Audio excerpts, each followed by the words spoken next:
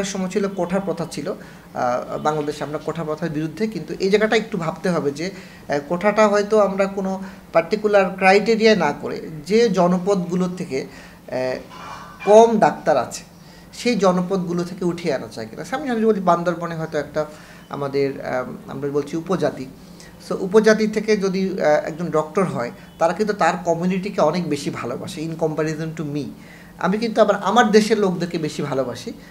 পুরো দেশ বাংলাদেশ হলেও আমি আমার রিজনটাকে বেশি পছন্দ করি। তাহলে এই ধরনের একটা স্ট্র্যাটেজিক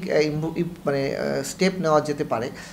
যে পর্যন্ত আমাদের এই ধরনের ঘাটতি থাকবে, যে পার্টিকুলার ওই অঞ্চলগুলোতে আমার ডক্টর যাচ্ছে না অথবা ওখান থেকে উঠে আসছে না,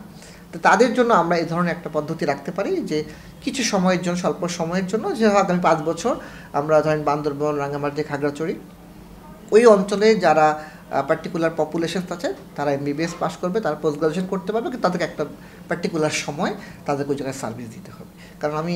ঢাকা শহরে যে ছোটোবেলা থেকে বড় হয়েছে তাকে কিন্তু আমি খুব ঠেলেও আর পাঠাতে পারছি না। তো ইন কম্প্যারিজন টু ওই পার্টিকুলার লোকগুলোকে যদি আমি বাছাই করতে পারি উইথ কন্ডিশনস যে সে অ্যাটলিস্ট 10 বছর তার কমিউনিটিকে সার্ভিস দিবে,